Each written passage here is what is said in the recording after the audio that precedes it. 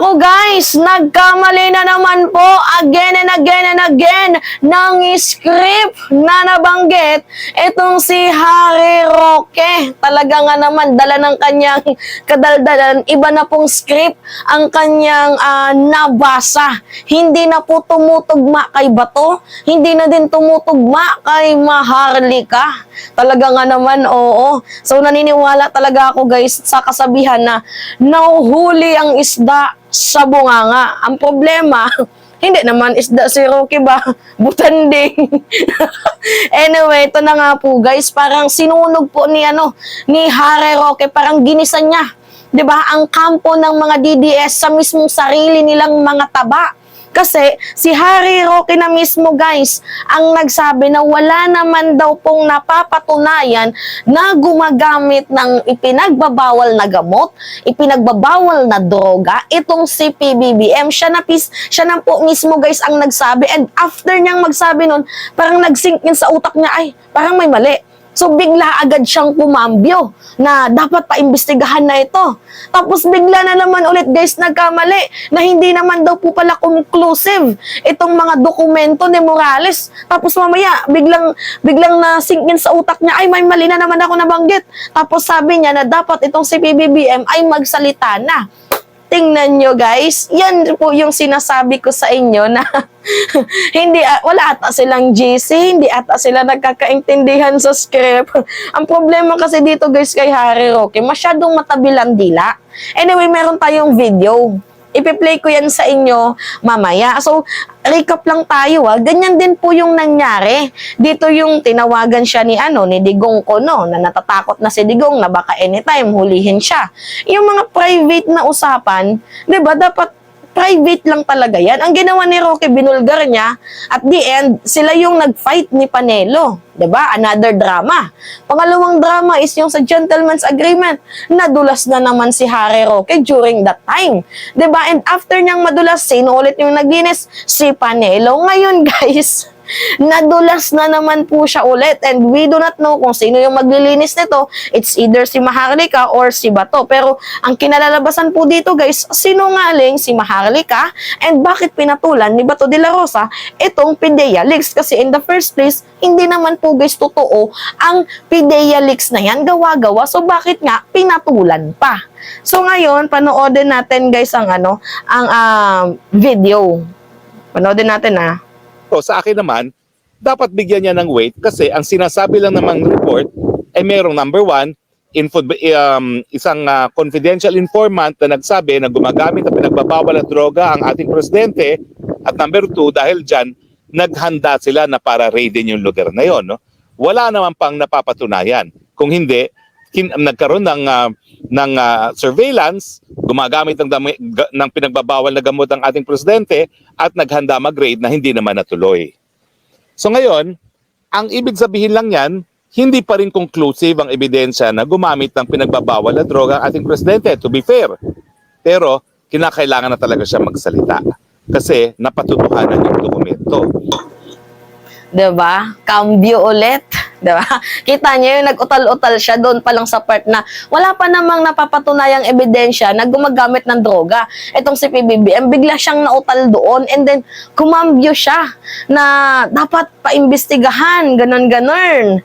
Diba? Tapos pangalawang pagkakamali niya na hindi pa naman daw po conclusive. Tapos bigla siyang kumambyo na sinasabi niya na dapat magsalita na itong ating presidente. Tumpak ka, Harry Roque, nakuha mo na talagang hindi naman po talaga napatunayan na totoo ang dokumento na inilabas ni Morales. Pwedeng gawa-gawa ito. So ang tanong nga dito, bakit pinatulan ni Bato? Bakit pa siya nagpa-Senate probe? Kagaya nga ng sabi ko sa inyo guys, ang basa ko dito is gusto talaga nilang magpa-Senate probe para, 'di ba, ma-justify nila na may presidente nga tayong adik. So ngayon, ang problema dito, hindi nga na-elaborate ni Bato de la Rosa yung script na gusto ni Maharlika kasi nga re-electionist siya. Hindi niya diniin na may presidente tayong adik, may presidente tayong bagag.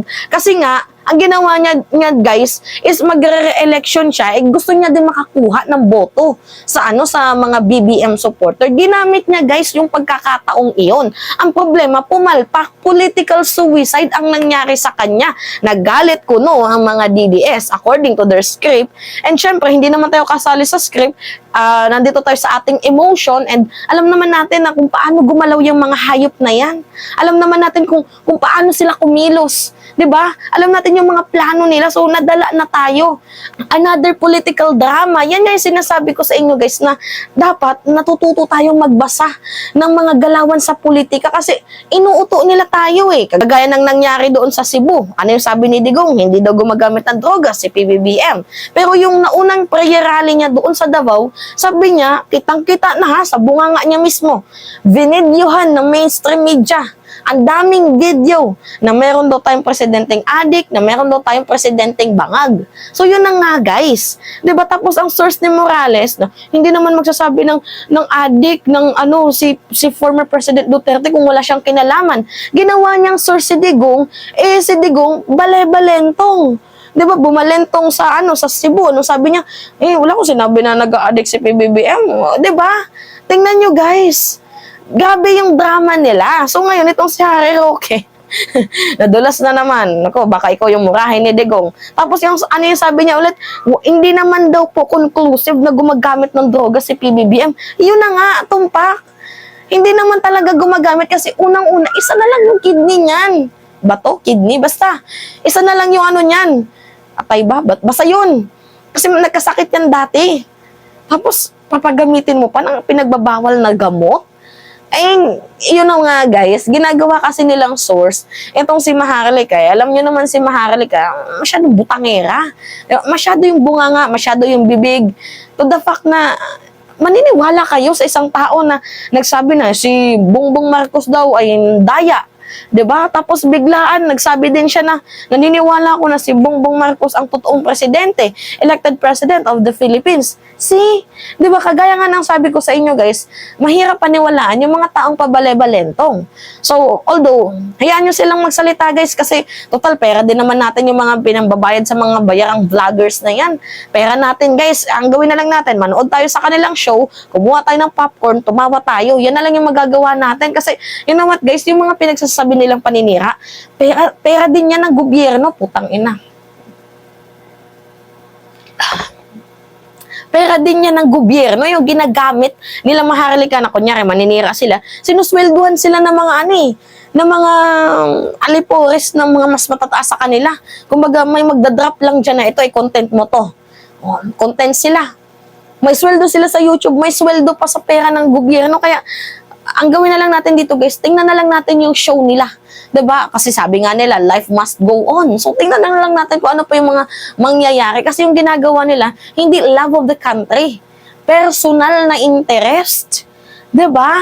Kaya kung ako sa inyo guys, manood kayo sa mga vlogger na totoo. 'Di ba yung mga vlogger na hindi nababayaran yung prinsipyo? Actually nga guys, I don't want to mag-open sa mga ganitong bagay na meron akong mga naririnig na may mga nababayarang mga vloggers. Pero yung mga vloggers na yan, tingnan nyo yung mga vloggers ng Davao, imposible na agad napunta sa Bulacan. Pansin nyo? Iba talaga yung yung nagagawa ng may budget. Diba? Madaming bayarang vloggers yung kampo nila Digong pero hindi lang natin alam kung sino yung nagpopondo. Yun lang yung hindi natin alam. Pero glad to hear naman and I'm proud to myself na mayroon akong prinsipyo, never pang nabayaran kahit ni piso. Maghirap man ako sa hindi, basta yung pinagsasabi ko dito mula sa puso. Yun po tayo guys. Magtaka na lang kayo kung si Mima Alicia makita nyo may inendorso ng kandidato. Wala pa naman. 'Di ba? At saka yung i-endorso ko mga kandidato sa inyo sa 2025, kakamping man yan or hindi, as long as yung promotor ng kabutihan, yung go for the unity, yung totoong unity hindi yung nag-unite lang para sa paninira. Yun po guys yung ipopromote ko mula sa puso, hindi po mababayaran ng kahit na sino. Yun yung i-endorso ko sa inyo. Pero so far meron na akong 3. Pero minamatsyagan ko pa sila. Tinitingnan ko pa sila. 'Diba? So, baka hindi natin alam kung ano yung mga pangyayari. Although may mga issue na sila, pero sabi ko nga sa inyo, pumili tayo ng ng lesser evil. 'Di ba? Lahat yun naman kasi mga politiko na yan, mga salbahis yan. Walang mabuti diyan. 'Di ba? Mga salbahis yan diyan. Hindi naman totally lahat, pero may ugaling das din yung mga yan. Pero pumili tayo ng lesser evil. 'Di ba? So anyway, yan po guys yung anuin ko sa inyo. Siguro later on na lang kapag malapit na election, hindoso ko kung sino man yung mga politiko na yun. Anyway, it's me again guys, si Mima Alicia nyo. Nagbabalik ulit para sa ating panibagong video.